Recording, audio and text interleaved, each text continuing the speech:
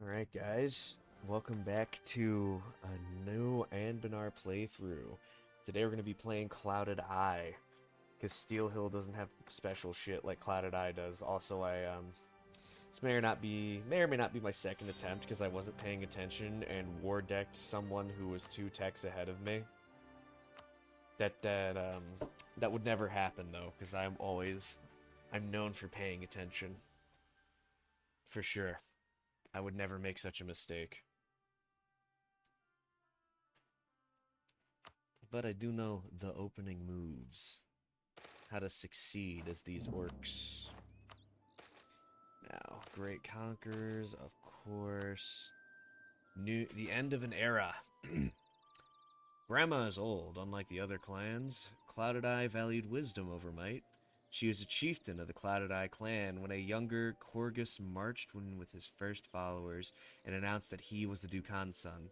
Grandma was among the first to believe, having seen a vision of orcs living in green fields. She took it as a sign that Corgus really was the Dukan's son. For decades, Grandma was one of Corgus's main advisors, using her shamanic divination and wit to give him battle plans and work out some rudimentary new forms of worship and theology.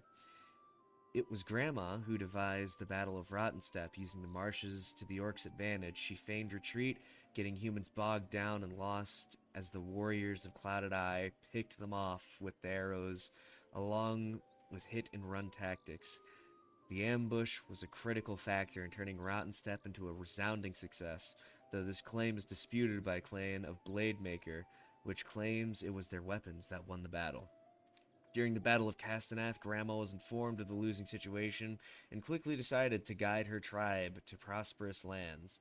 The Clouded Eye clan settled in the foothills of the Serpent Spine and the old gold mines of Gullen Hill, which once supplied Castellir with the wealth to put up a good enough fight to hold back the Green Tide a decade.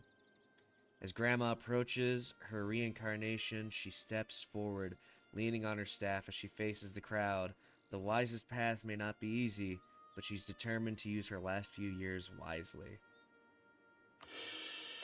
Now, first things first, we're going to settle Stensed, and we're going to state it, and then we are going to recruit the novice adventurers. We're going to get a general with 1 siege. That's pretty shit, I won't lie. Like, the 1 siege is the only good thing for them. We're gonna look at our rivals. Heartgrinder and Bladebreaker. Well, I'm gonna start improving with them. And then I'm gonna get some friends. Like you. You will be my friend. Dukan's Fall. This is something that all the orcs get, so I'm not going to bother reading it.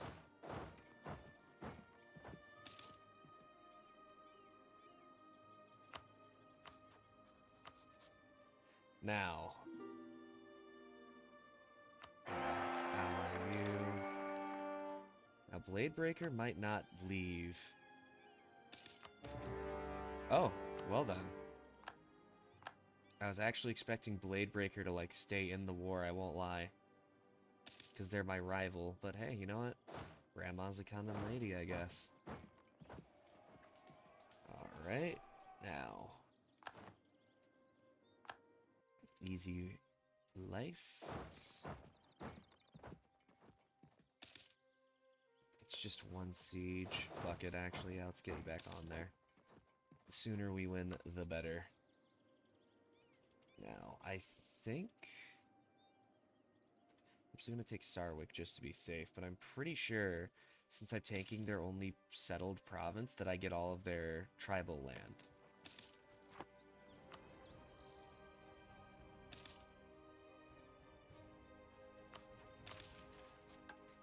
This is Grandma's last conquest. Yes, I do just get all of their shit. Awesome.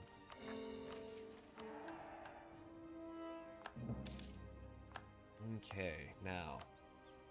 Oh, right, I don't get state edicts, because I'm all primitive. Now I want to get this up to 5.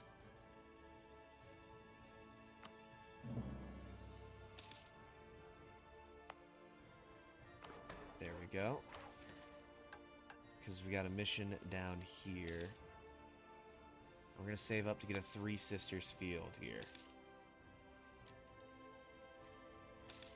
Because Grama is a wise lady.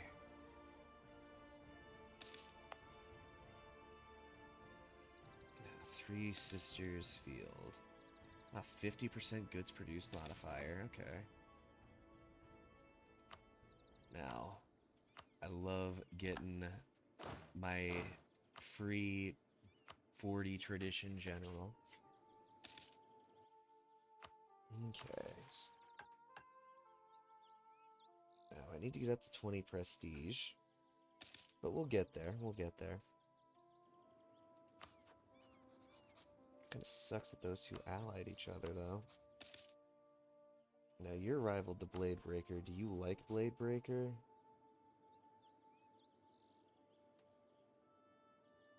Probably not, because they're fucking rivaled to two of your allies. I might as well just, yeah, take that rivalry. Now it's just a waiting game until 1448. Groundhawk. And Bloodgorger's my friend. Yeah, we'll allow the goblins to migrate. Actually, could I, like... Ooh, they're allied to the ones that have a fucking wizard at the start, yeah. I do wonder if they're ever gonna add, like, special content to the goblins or not. It'd be funny to have a goblin cast or formable, I won't lie.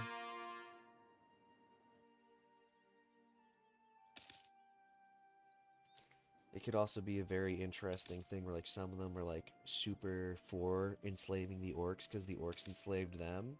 And some of them would be, like, super against it because it's like, well, that makes us no better than them.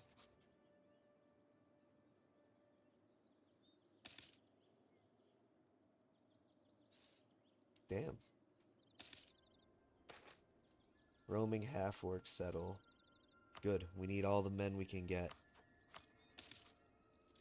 Here, let me decrease that so I can get this faster.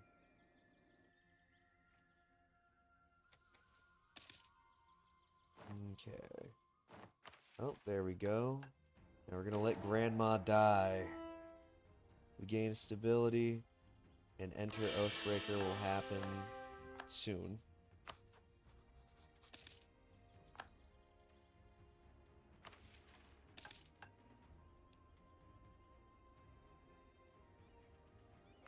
Oh. Diplo rep, that's actually really fucking good. Now, this is basically on 1448.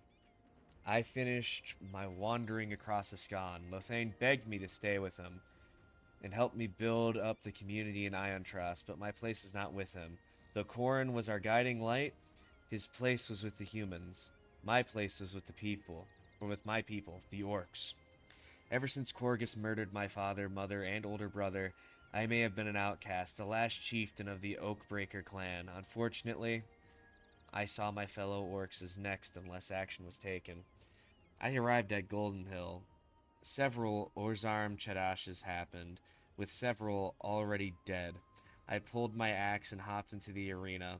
The other contenders tried to stop me, but I learned lessons from Corin, Lothane, and the others. One by one, I sent them sprawled on the ground. Once the shamans declared me as the new chieftain of Clouded Eye, with a bellow, I announced, "Orcs of Clouded Eye, lend me your ears." I was greeted by jeers and boos, but it was to be expected. I was indirectly responsible for the bastard Kurgus being killed by Corin, but didn't matter. They would learn to love me. Hold on a minute. Just gonna... There we go.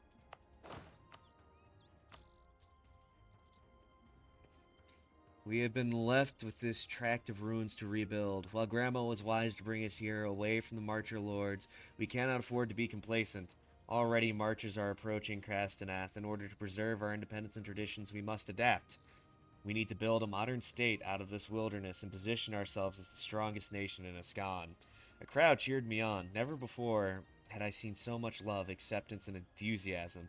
Some zealots weren't happy about my denunciation of Corgus and left the camp, but it wasn't too important for me at the time. If I played my cards right, I'd be able to secure a future for the orcs. Arosha Oakbreaker, The Life of Corin's Orc Disciple, Volume 3, Chapter 1, Arrival at Gullenhill. Now, I'm going to go with Silver Tongue, because AE reduction is really awesome. And now we can get Lothain's letter.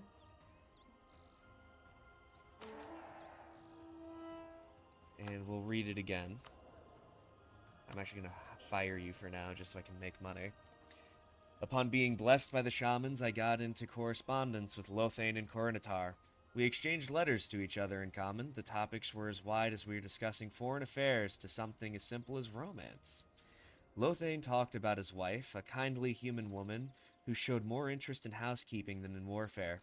I, meanwhile, told him that I was holding off until I found the perfect man. Lothain talks about his uncle Rogier and their correspondence. I, meanwhile, gave him the updates on Bladebreaker that my spies were receiving. It was a rainy afternoon when the scribe ran in carrying a letter. I was expecting it to be another letter from Lothain about his young sons. However, upon opening the letter, I discovered it wasn't about Lothain's family or even written by him. Instead, I was greeted by the following lines. Ion Trust, 20,000 residents, 20 gold. Windstay, 10,000 residents, 10 gold. Humox Rest, 1,000 residents, 1 gold. Summary taxes are expected to remain low until we can establish control and end the chaos. The letter went on discussing tax codes and building regulations. This mistake brought on some new insight. In the next few months, Lothain sent over more copies of tax codes and law books, carefully omitting any sensitive information. I slowly learned how humans ran their countries, and how it was these laws and rules that provided a state with income, structure, and resources to field armies, build cities, and survive. By the time we returned a more personal letter, I had all I need to begin my reforms. Now, we can either be just a scholar or an inspiring leader. Personally, I'm going to go a scholar to offset the orc's debuff to Miltech. And so we continue. No more raids. We need less than 1 devastation and 1 unrest. Now, I'll increase the autonomy here. Bump this up a couple of points. Now, we get... I like this event quite a bit. It's a very sweet event, and it has a very nice effect that I will show y'all after. It was a sunny afternoon in Stensted. Children were playing in the town square, playing tag or wrestling, while their parents were tending to their crops and livestock. Mothers were talking about jewelry in the village's general store, while fathers were working on fixing a wagon that one of the wargs had bitten into out of boredom. A patrol of orc warriors wearing armor of a human design but with clouded eye insignia entered the village. The warriors observed how no one was too worried about raids from the roving bands of rogue orcs or wild animal attacks. In fact, the situation was positively idyllic. One warrior was approached by a little orc girl holding a flower. She grinned as she looked up at him, her small tusks jutting out of her lips as she held out her flower for him. "This is for you, warrior, for being a hero and keeping my mommy and daddy safe," she said. The warrior grabbed the flower and turned it over. It was a small gesture from an innocent child, but after a lifetime of war, the warrior cherished it. All his life, he'd been sent on campaigns against the humans at Rottensteppe, the raiders at Dogwood, and the rebels in the hills around the capital. This is a sight he could get used to. As the sun set on the village, one could only hope that this would last a long time, and indeed, all across Clouded Eye, several villages were just as peaceful. The population would begin to soar, as there were more young men and women who didn't die in war, and could now have big families with food to back it up. Now, 20 gov reform progress, that's cool. But we also get Baby Boom until 1463, 15 years. Minus 33% to settle cost and 0.33% tribal dev growth, and we get that for free. So now I gain 0.35 a month. It's really nice. Now, we gotta save up for one of those. I'll have to start moving into there soon. Yeah. It's pretty fucking sweet, honestly. Okay, let's see. Alright, Ordham, settle it. 17 admin, awesome. Now we have provinces to convert to Regent Court.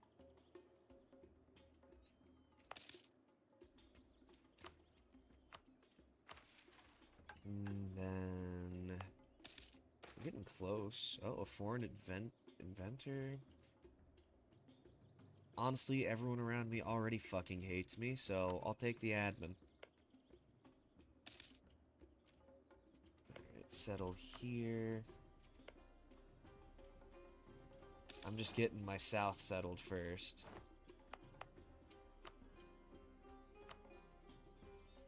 Because one, that's a trade center anyways, and we already collect here, so I'm just going to start collecting here as well.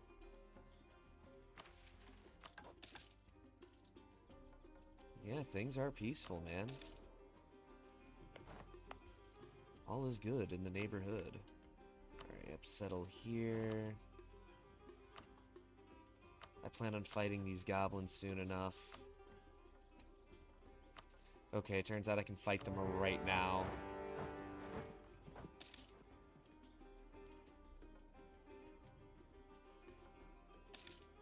Yeah. I'll wait for that one to end. Not enough tribal dev to settle anything. Yeah, fair enough. Now, I'm taking full advantage of this baby boom to just settle as much as I can, as quickly as I can. Okay. Now we're starting our own siege. Stop the infernal courts. Their timing was very inconvenient. And now we're going to get one of my favorite EU4 features to occur. Instantly winning a siege. Yeah, let's actually, yeah, take that. Take that. Boom. More tribal land. Now we can settle here. And we can core this up. Hell yeah.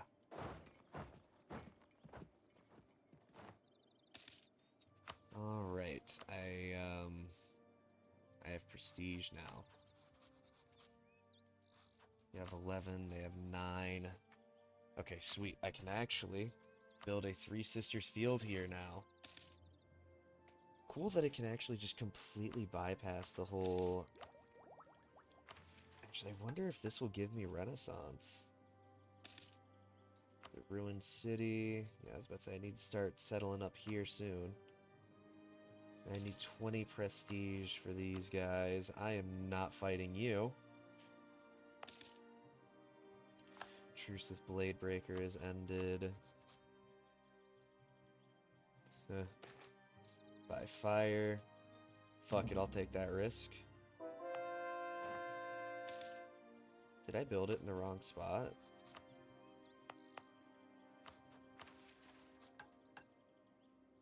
I built it in the wrong spot, didn't I? Oh no, it's just still building. Okay. Fire out of control. That sucks. Oh, I can settle more land. Yeah, Arden Keep. Sorry, little guy. I don't want you living there.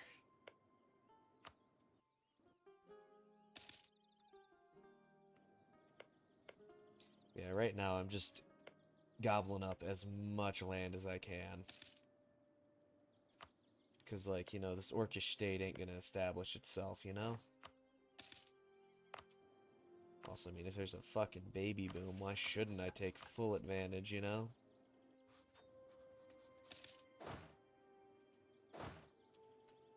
Let's see. My force limit's 23, but I know damn well I could afford that, actually. Alright, the first coins. One of the tours of our tribe, I came upon the mint I had set up in Gullenhill.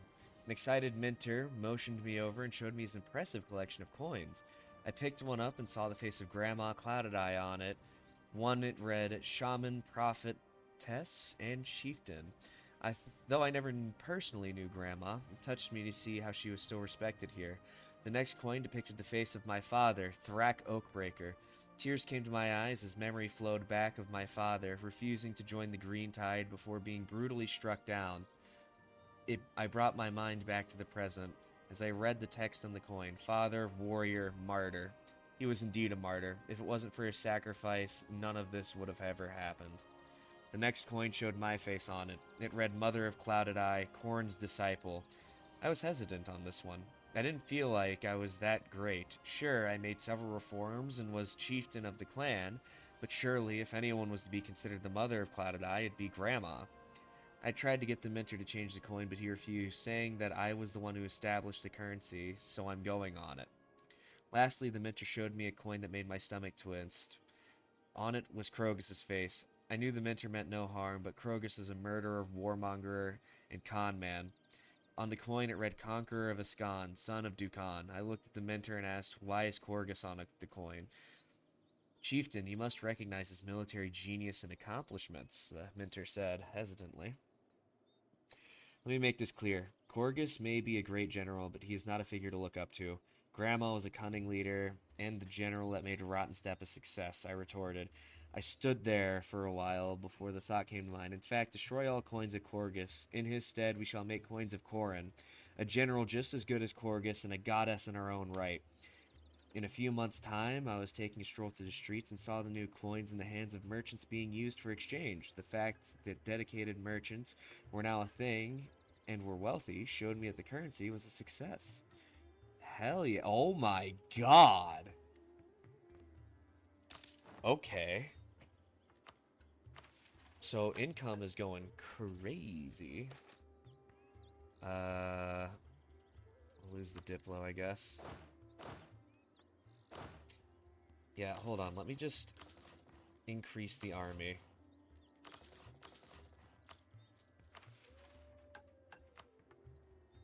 Because we have a bit of a war coming up anyways.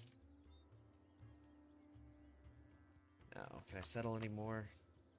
Yeah, I can. Settle there. And then... oh. Conquest against the Iron Hammers. Why did you have to move there? You are so lucky you are Tech 3.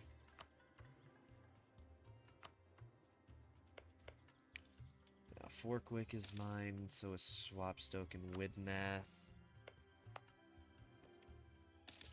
I'll go for Forkwick first.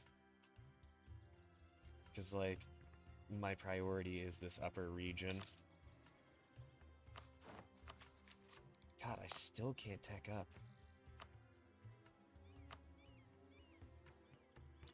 Is this Deadfang? Yeah. I guess going after Deadfang. Oh. Never mind.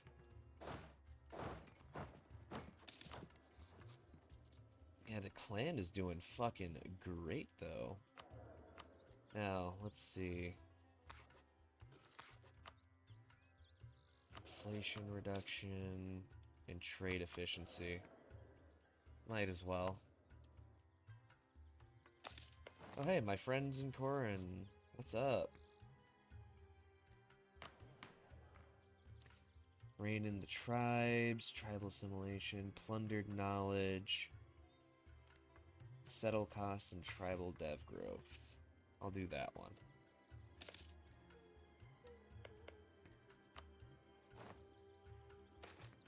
Poor government policies. Nuh-uh. Yeah, I'm just taking full advantage of my strength. Casually conquering that much of a Ascan that quickly. You know, takes some talent. Monsters Conquest. Bloodgorger likes these guys too much. Deadfang and Heartgrinder would join. God damn.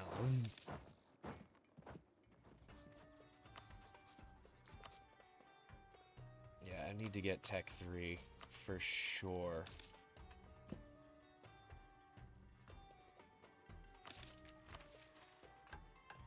Now.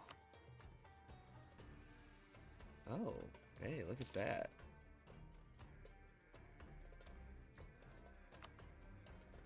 Let's see. I still need to find a way to get 20 prestige. Yeah, these guys are all allied to each other, so no luck there. Like, I just need to find someone to murder. You are someone that I can murder when I get Tech 3. Yeah, spread feudalism to me.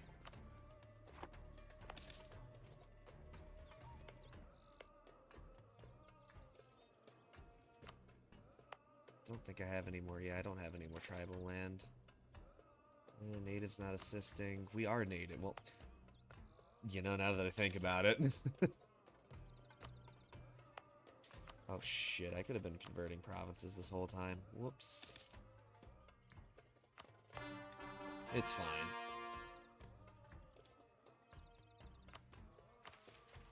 Now, let's see. A traveling minstrel? Yeah, I'll take that stability.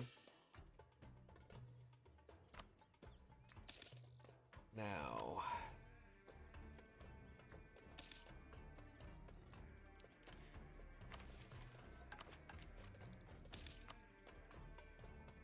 yeah, the Renaissance is not going to be spreading to me anytime soon.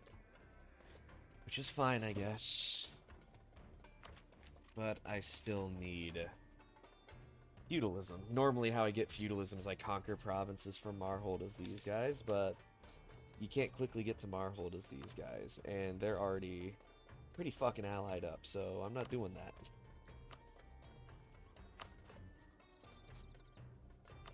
I value my sanity.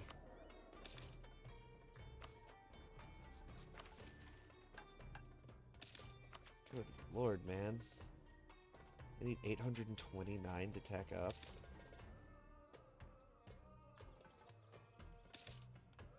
I mean, we're getting close. Could Lothane, like, help a homie out and teach me about feudalism or something? Like, fuck.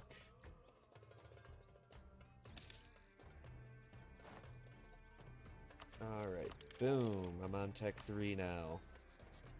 Huge advantage on these guys. Severed ear's a whore. Got it. 1, 2, 3, 4. That's fine. I'll be able to deal with quite a lot of people very quickly. Oh. Monsters Conquest. Well, this certainly helps even it out a little. Alright. Boom. One siege guy. You ain't running. You ain't running, buddy. I am getting your ass.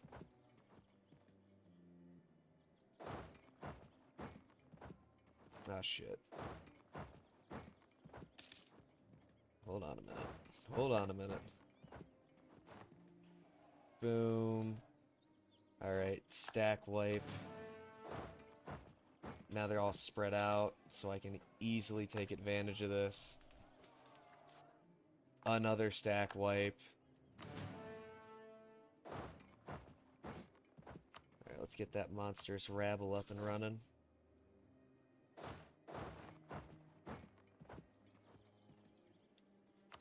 What's the casualty ratio on this war? 9,000 dead on my side, 26,000 dead on the enemies. Do you think they regret their decisions yet?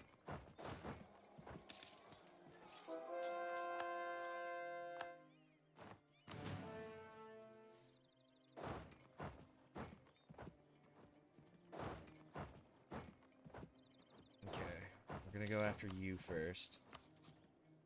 And I'm just gonna, like, really fuck you up so I can get prestige. Blood Gorger, no.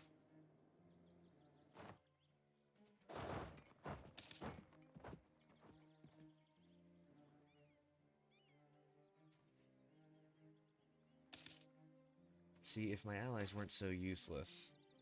10 prestige, alright, too easy. Alright, I'm gonna be hitting these guys up next.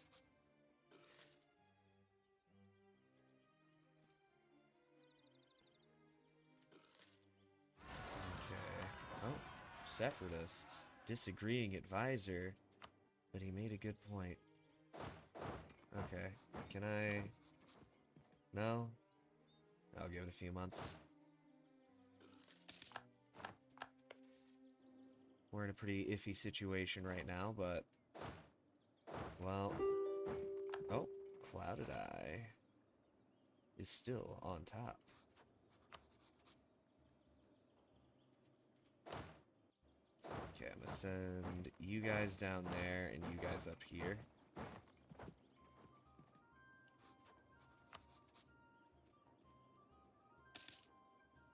Yeah, they're freaking out because I'm just that goated. Alright, boom, another stack wipe. I want some money now. You guys really inconvenienced me there. That's what I thought. Okay, you guys are gonna go and deal with that. You guys are gonna go and kill here. Yep, Dead Fang down. Now you, once again, just ending rivalries. That's 16 prestige. Probably, like, almost all of it is going to go to me.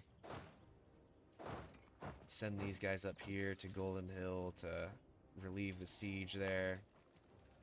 Oh, okay, yeah, never mind, never mind. Did they tech up? They did. Okay, so I can't take on insane fights anymore. That's fine, though. Declared war on Heart Grinder. Fuck.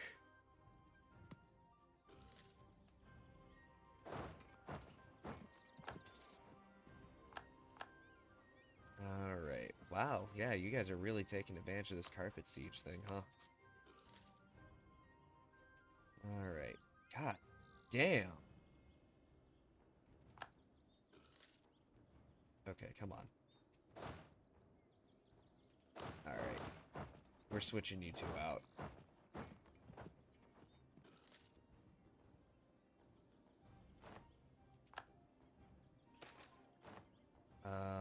Abolish the tax, I guess. And then... Yep, you guys are dead.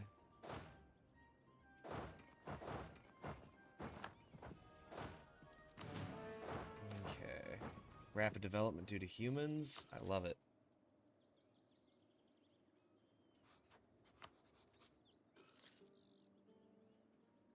Okay.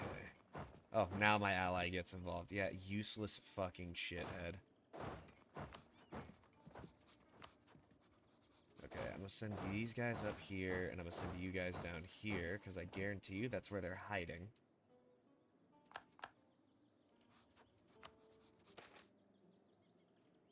Country before faith. Alright, boom. More prestige.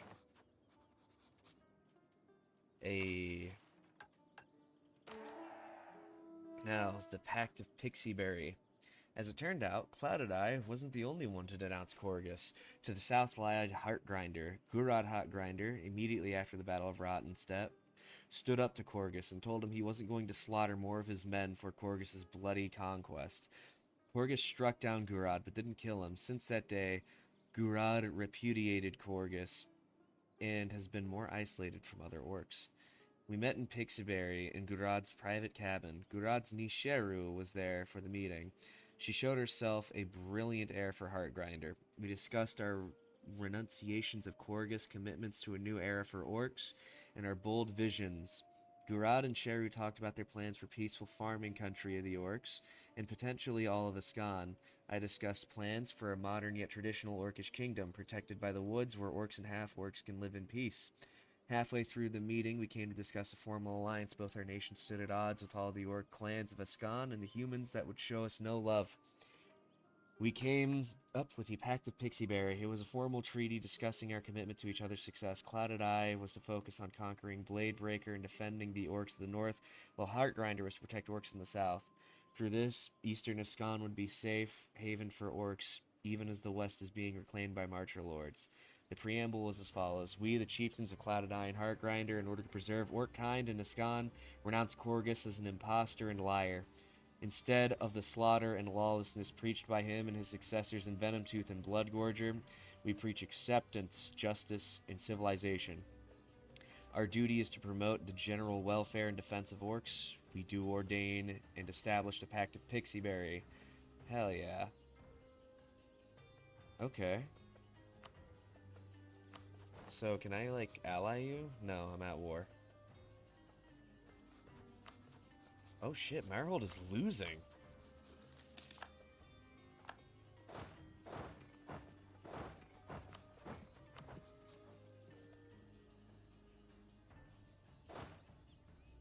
I don't know where their 13,000 troops are. They're somewhere. I also don't even need the prestige anymore, honestly. I'll gladly loosen up this peace deal a little.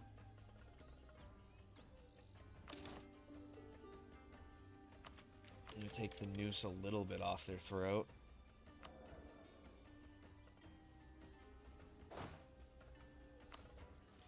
And with you guys, it's simple. I just want these provinces. Awesome. Now I can settle them. I need 12 admin power. Okay. Settle. Now, we will ally you. And probably get called into that war because it's a defensive one. Or not. Clouded Eye will settle Ardent Keep. Grain will now be produced in the Ardent Glade. All of it will become Regent Court. We get subjugation on Bladebreaker. Okay. Shit. There it is. Now we're gonna just disband those guys because we don't really need them anymore. Pay off this big loan. Actually, let's like repay both. Yeah. Alright, now I'm gonna help kill Maraudix.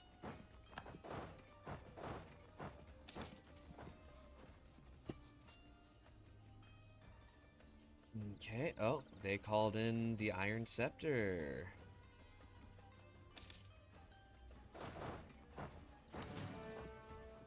I'm about to absolutely tank this shit. Uh-oh. Okay, I guess it's up to me now.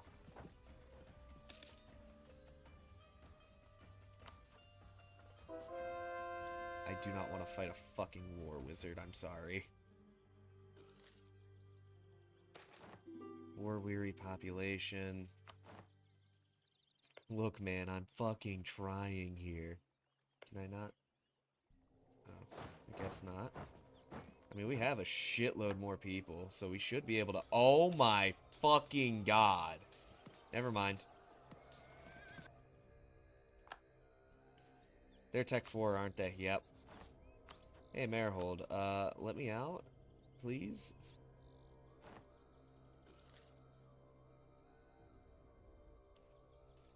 Oh god, they're coming for me. They are so coming for me. Run.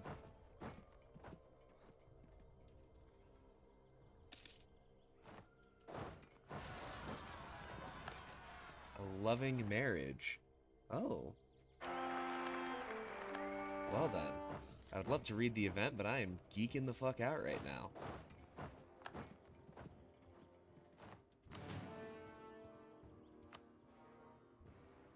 Can I get a better general? Nope.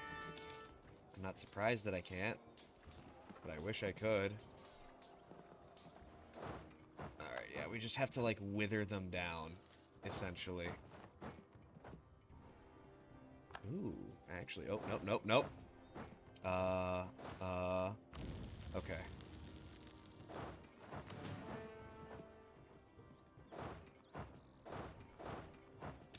Okay, keep on just getting morale back.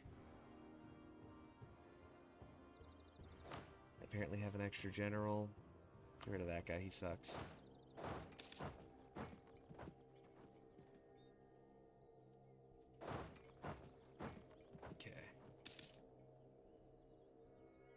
Actually, yeah, go to that mountain province.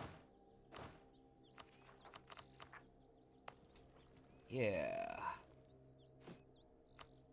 Stay right there. 1,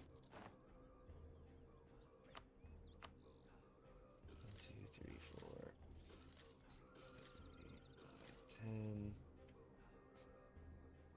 10. You're gonna love what I have in store for you.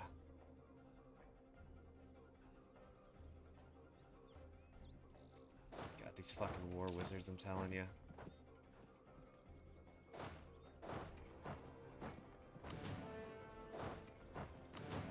Yeah, I don't care if you have a war wizard in tech. There's no way you win this.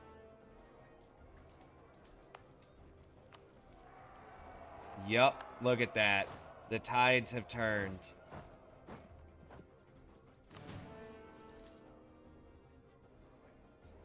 Do we want to follow them back to Esthil? Yeah, actually. I do want to follow them all the way back to Esthil.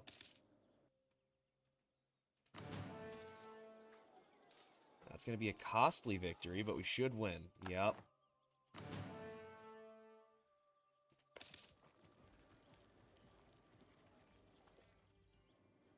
You know, like I said, costly fucking victory, but necessary.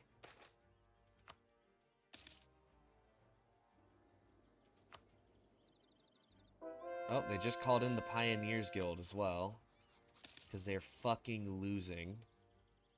They can't just go down with some fucking dignity, I guess.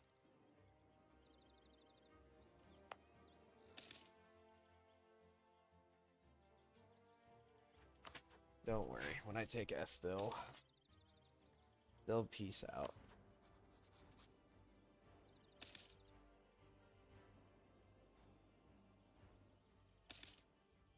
See, the Horde worked. Somehow. Alright, sweet. That siege is over.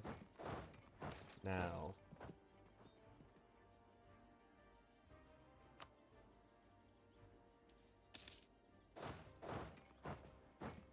Like, let's fucking get it, man. Let's get it.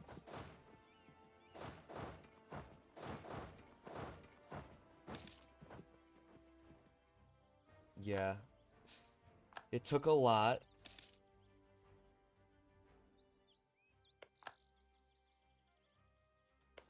But we made it. Okay. Heart grinder.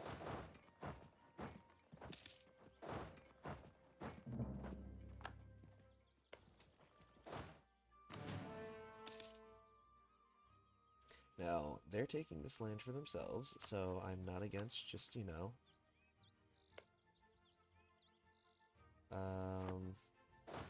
Can I burn the colony?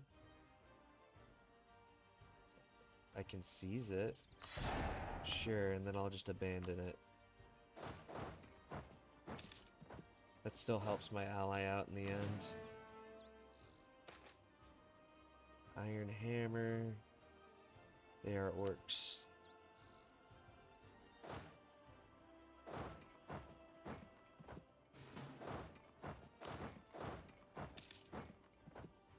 Okay.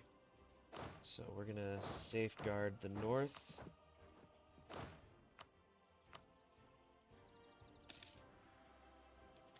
Actually secured myself a real nicely sized orcish realm.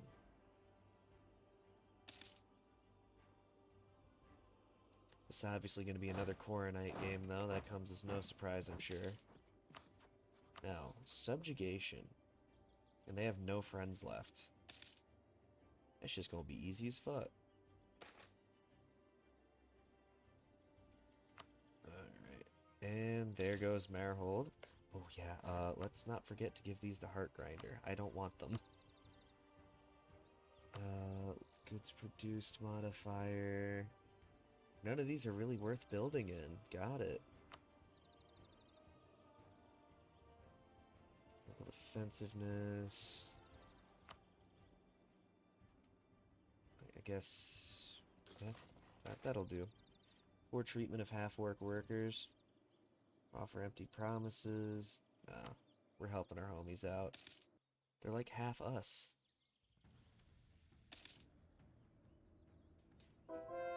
Conversion successful. Sweet. Uh-oh.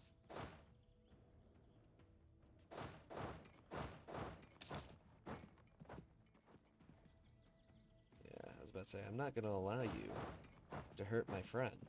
You're going to have to charge in to one of these two provinces where you have a huge disadvantage. Take your pick.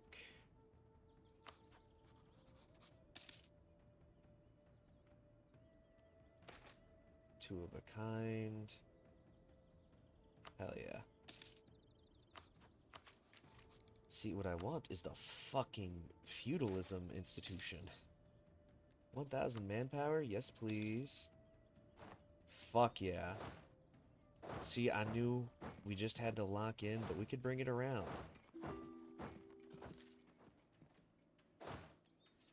Now we just need to recover from the war.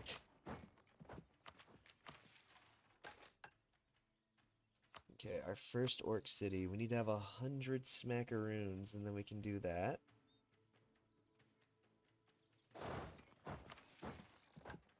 And then Diplotech of 3 for us to do that. Ceremonial fire pit. What does that do? Oh, fuck, okay.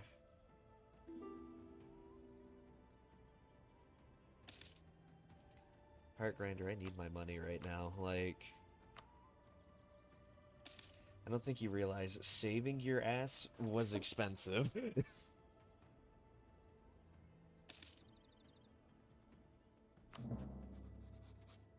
Monsters, conquest against the Sword Covenant.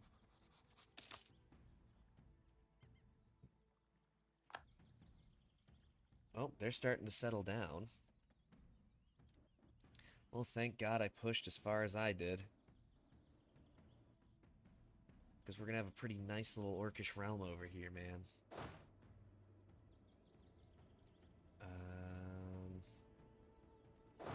I guess down here, yeah.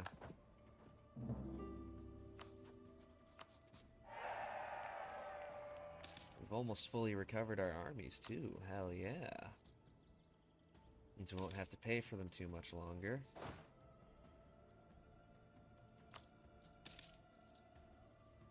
Boom. Fully recovered. Let's stop paying them for a bit. Orcish refugees, bring them on in. Now, I'm actually going to do this so I can take this mission faster.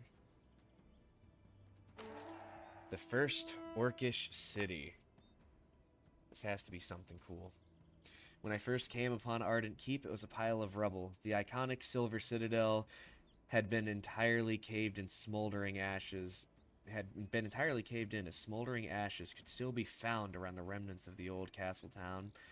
Ardent Keep was never an especially important city. Even before the Green Tide, it was decaying, surpassed by Westgate and Southgate. Nevertheless, it stood as a great reminder of how far Iscan had fallen. Now, as I entered the streets, there was a prominent sign of a new age.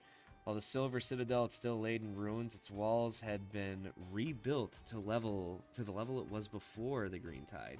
Houses in the towns were repaired, and the place was livable. Merchants came into the city from different parts of Clouded Eye to trade for goods, while craftsmen set up forges and workshops in the city.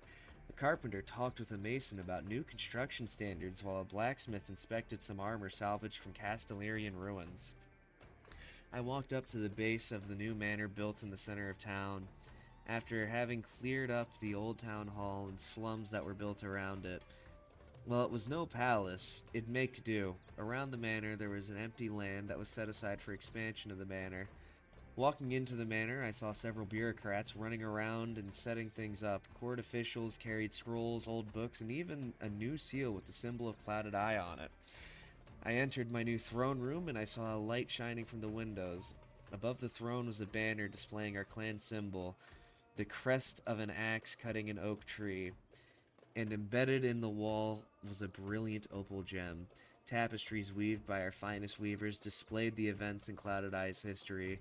Grama receiving her vision, the Battle of Rotten Step, the ascension of Corin, myself becoming the chieftain of Clouded Eye, and the settling of Ardent Keep. There was still a long way to go, but for now, Ardent Keep was a symbol of rebirth and the dawn of Clouded Eye. Arosha Oathbreaker, The Life of Corin's Orc Disciple, Volume 3, Chapter 10, The New Capital. Oh. Oh, fuck yeah. Support for feudalism, that is what I like to see. Hold fast the old ways, no. Forced evolution. Okay.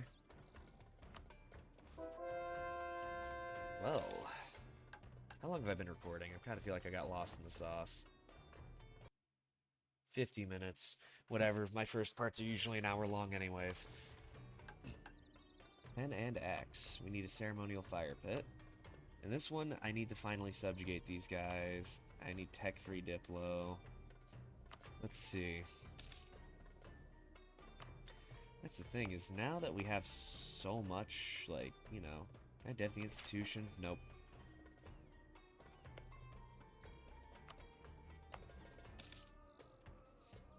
Worth a shot.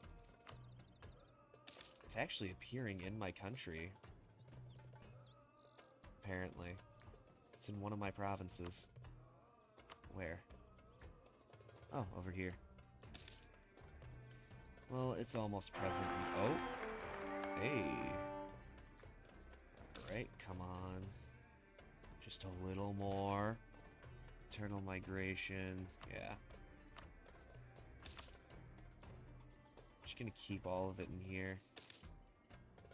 Alright, feudalism. Let a homie embrace feudalism, please. If I embrace feudalism, do I get estates? Only one way to find out. I'll take some loans, because I have a lot of money anyways. And I'm going to exploit the dev here. Go here. Embrace. Tech up. Thank God. Oh yeah, this next war is going to be a fucking wipe.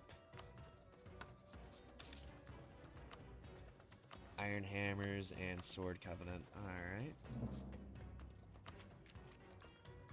Now, we are about... Oh yeah, Severed Ear? Sure, we'll help you out. Boom, Tech 3. Standardizing Ungulan. Oh. Throughout his life, Orthag Golmson was always bullied as a child. He would often never be able to keep up with the other children during wrestling matches. He'd always lose. He could not run to save his life nor swim. He was often forced to do menial tasks at camp, while his older siblings and the others were sent on hunts and raids. He would even overhear talks about selling him into slavery. That all changed when the new chieftain entered the village. Arosha was not a traditional orc chieftain. She often argued that strength meant nothing if not tempered by justice and kindness. When she saw Orthag reading old Ascani records, she knew what she had to do. Orthag was given a room in the manor, originally a storage closet, before the builders realized the room was too big. The task was simple: create a written form of Orcish. Orthag had access to books written in Common and tablets etched in Dwarven ruins. He studied day and night, often testing different combinations until he found the ideal letters to put into the alphabet. After 5 years, Orthag showed Arosha his magnum opus, a translation of the famous Castellarian play, Castan the Great. The new written language has made mandatory education for chiefs, nobles, shamans, and priests. Arosha was so pleased by the progress that she even wrote a letter to Lothane in Orcish, though such a letter was sadly unreadable for Lothane, so she switched back to Common for further letters. One interesting emergence was the fact that since Orthag had only really had communication with Northeast Ascan, he codified to standardize the Ungulan language into being the closest modern language to Old Orcish. Well then, that's sweet. Grama Academy, okay. Let's see. That's pretty cool. So, now we have a written language. Ain't that something? Anyways, I think this is where I will end things off for today.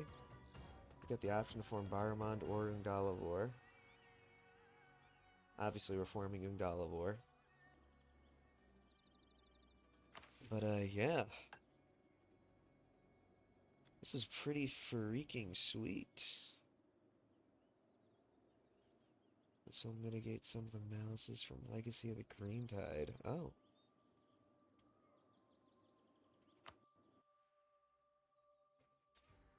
Damn, how old are you? 40. Pretty solid leader, too, although I'm probably going to get rid of the kid. He kind of sucks. Make a new one. Pen and axe, so yeah, I mean...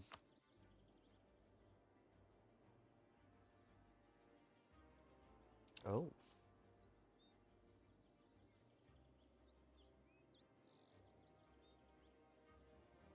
Okay. Damn, so yeah, this mission tree is just around, like, making a big ol' Regent Court Orcish state that will definitely become fucking... what's it called? Well, the orcs are doing pretty decent this game. I probably had something to do with that. Anyways, that is where I'm going to end off today's episode. If y'all liked it, don't forget to like, comment, and subscribe, and I'll see y'all next time.